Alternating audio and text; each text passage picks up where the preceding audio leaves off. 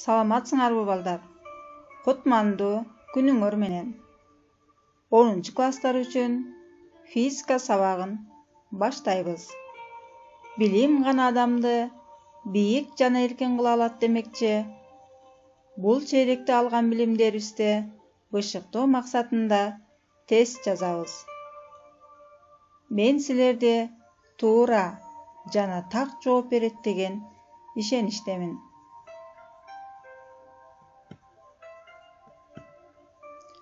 Биринчи тапшырма.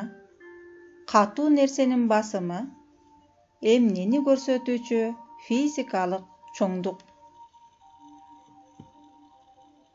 А. Күчтүн аралыкка болгон катышы. Б. Күчтүн аянтка болгон көбөйтүндүүсү. В. Күчтүн аянтка болгон катышы. Г. Аянттын күчкө болгон катышын. Кийинки тапшырма. Идиштин түбүнө жасалган гидростатикалык басым эмнеден көз каранды? А жообу түбүнүн аянтынан. Б. Идиштин формасынан. В. Идиштеги суюктуктун салмагынан. Г. Идиш жасалган материалдан. Үчүнчү тапшырма. Эгерде нерсеге чоң күч аракет этсе, анда басым кандай болот? А. Басым кичине болот. Б. Басым да чоң болот. В. Басым өзгөрүүсүз калат. Г. Туура жообу жок.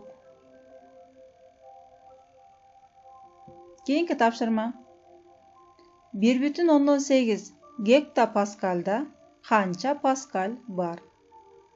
Бул тапшырмада бирдиктер жөнүндө сөз болуп турат. Жооптору: А. 0,18 паскаль. Б. 180 паскаль. Б. 0,18 паскаль. Г. 180. Кийинки тапшырма. Нерсеге суюктукка чөгөрүлгөн салмаксыздык абалында нерсени түртүп чыгаруучу күчү эмне болот? А. Өсөт. Б. Азаят. В. 0 барабар болот. Г. Азаят, анан өсөт. Кийинки тапшырма. Паскаль законуна берилген туура аныктаманы тапкыла. А.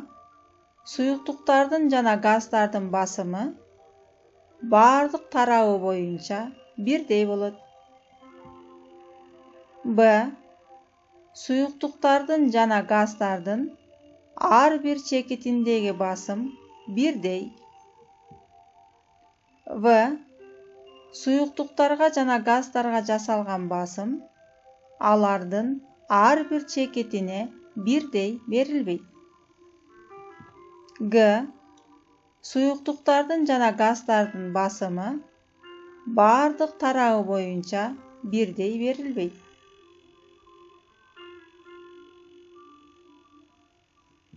Кийинки тапшырма. Нормалдуу атмосфералык басым жана бөлмө температурасы шартында молекулалардын арасындагы аралык менен молекулалардын өлчөмүн салыштырууга болот. Эмненин? А жообу газдарда гана. Б. Суюктуктарда гана. В. Суюктуктарда жана катуу телолордо. Г. Катуу телолордо гана. Кийинки тапшырма.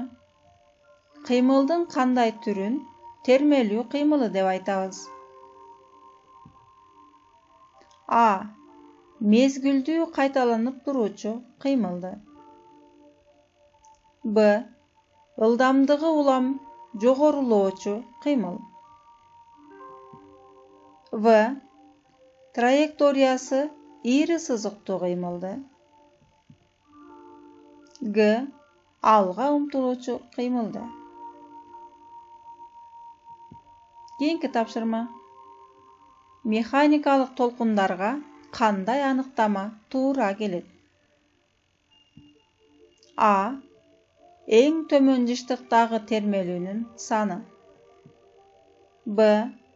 Серпилгичтүү чөйрөдө термелүүнүн таралышы. В. Термелүү кыймылынын берилиши. Г. Эң чоң жыштыктагы термелүүнүн саны. Кийинки тапшырма. Кайсы жыштыктагы үндөрдү кулагыбыз менен уга алабыз? А. 40 герцтен 40 000 герцке чейин. Б. 34 герцтен 60 000 герцке чейин.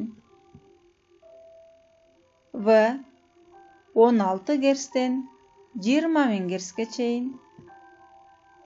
Г жообу 8 герцтен 18 000 герцке чейин. Кийинки тапшырма. Бардык заттар эң майда бөлүкчөлөрдөн турат деп кайсы окумушту эсептеген? А. Максвелл. Б. Демокрит. В. Архимед. Г. Аристотель. Кийинки тапшырма. Газ абалынын негизги мүнөздөмөлөрү болуп, кайсы чоңдуктар эсептелет? А жообу көлөм, масса жана температура. Б. Көлөм, басым жана тыгыздык. В. Температура, көлөм жана басым. Г. Басым, температура жана күч. Кийинки тапшырма. Төмөнгү заттардын кайсынысы газ абалына мисал боло алат? А. Болот. Б. Сымап. В. Аба. Г. Айнек. Кийинки тапшырма. Газдын басымын температура менен байланышкан кандай формула аркылуу аныктоого болот? Биз билебиз. Сабактарда өтүп, бул формулалар боюнча маселе иштегенбиз. А. П барабар ρh, башкача айтканда басым барабар тыгыздыктын эркин түшүн ылдамдануусуна жана бийиктикке болгон көбөйтүндүсүнө барабар. Б жообу П барабар F бөлү S. Башкача айтканда басым перпендикуляр бетке аракет эткен күчтүн аянтка болгон катышына барабар. В. П барабар НКТ. Башкача айтканда басым молекулалардын концентрациясынын Кга жана температурага болгон көбөйтүндүсүнө барабар. Г. П барабар МЖ. Башкача айтканда басым барабар массанын эркин түшүүнүн ылдамдануусуна болгон көбөйтүндүсүнө барабар.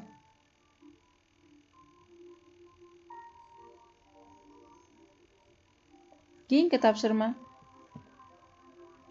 Kөлөмдүн турактуу сакталышы менен коштолгон процесс кандай процесс деп аталат? А. Изотермалык. Б. Изобаралык. В. Изохоралык. Г. Изохаотикалык. Кийинки тапшырма. Графикте кайсы процесс көрсөтүлгөн? А. Изотермалык. Б. Изобаралык. В. Изохоралык. Г. Адиабаттык. Кийинки тапшырма. Төмөнкү толкундардын кайсынысы узатасынан кеткен толкун болот? А. Радио толкундар. Б. Ак жарык. В. Рентген нурлары. Г. Үн толкундары.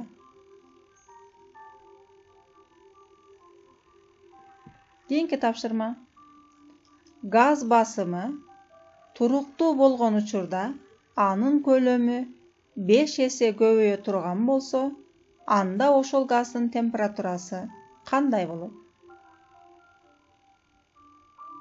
Берилген тапшырманы дагы бир жолу окуп, формуланын негизинде карап, анан туура жообун белгилейбиз. А. 5 эсе азаят. Б. 10 эсе азаят. В. 10 эсе көбөйөт. Г. 5 эсе көбөйөт.